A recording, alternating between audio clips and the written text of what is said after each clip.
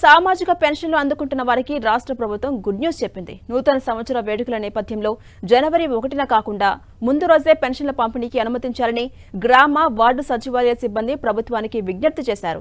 ఉద్యోగుల వినతిపై సానుకూలంగా స్పందించిన రాష్ట్ర ప్రభుత్వం ఇవాళే పెన్షన్ల పంపిణీకి ఏర్పాట్లు చేసుకోవాలంటూ ఆదేశించింది.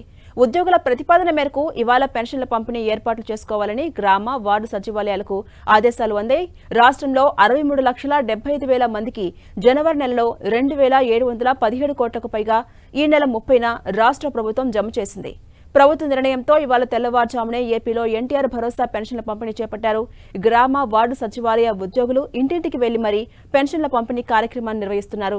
గత జులై నుంచి ఏపీలో పెన్షన్ల పంపిణీ గ్రామ వార్డు సచివాలయ సిబ్బందితోనే చేపడుతూ వస్తోంది. మరోవైపు ఏపీ సీఎం చంద్రబాబు ఇవాళ పల్నాడు జిల్లాలో పర్యటించబోతున్నారు.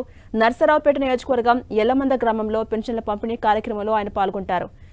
ఉదయం 10:30 ఉండవల్లి నివాసం నుంచి పల్నాడు జిల్లాకు బయలుదేరబోతున్న సీఎం ఉదయం 10:50 నర్సరావుపేట మండలం ఎల్లమంద గ్రామానికి చేరుకోబోతున్నారు. ఇక ఉదయం 11 గంటల నుంచి 11:30 ఎల్లమంద గ్రామంలోని లబ్ధిదారులకు పెన్షన్ల పంపిణీ కార్యక్రమంలో సీఎం చంద్రబాబు పాల్గొనబోతున్నారు. అనంతరం 11:35 నుంచి మధ్యాహ్నం 12:35 వరకు లబ్ధిదారులతో సమావేశం కాబోతున్నారు.